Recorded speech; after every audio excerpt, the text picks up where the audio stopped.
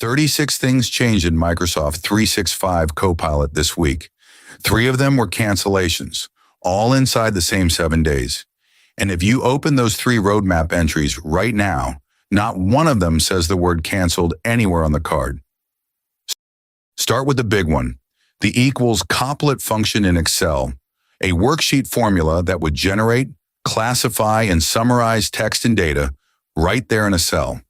Microsoft has decided not to move forward with it. Here is the entry as it stands today. Rollout start January 2027. Release phases, general availability, platform desktop. Every field still reads like a feature on its way. The withdrawal is 1 sentence at the end of the description. It happened twice more in the same week. Improved long file navigation, so Copilot could find the right section before answering. That one is dated rollout start, July 2026, which is already behind us. And swapping stock video footage for generated images in Create, dated November 2025. Both still carry a date, a platform list, and a release phase.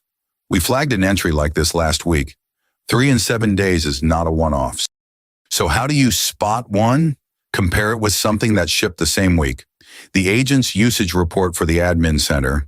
That card carries a status chip reading launched, a preview date, and a rollout start. The 3 canceled entries carry no status chip at all. Not grayed out, not struck through, absent. And the status filter offers exactly 3 options. In development, launched, rolling out.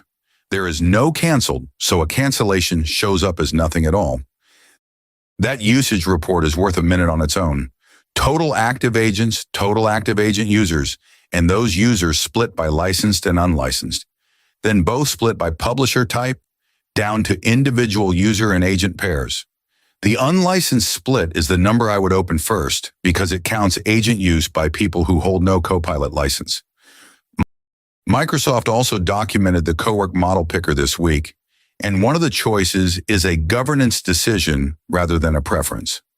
Claude Fable 5 is in preview, and it stays off until an admin turns it on.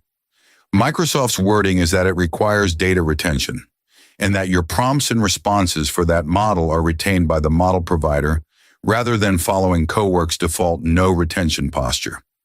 Read that line before you enable it, not after. One more for the governance pile. Microsoft Entra Tenant Governance reached general availability on Monday.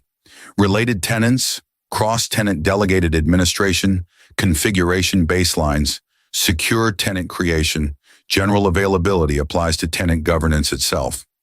The multi-tenant agent management story on top of it is still in preview, so plan against the preview, not the headline. All 36 changes are written up with a source on each one at the link below. If the cancellation pattern was new to you, subscribe and turn notifications on, and leave a like so it reaches the next person planning against a roadmap date.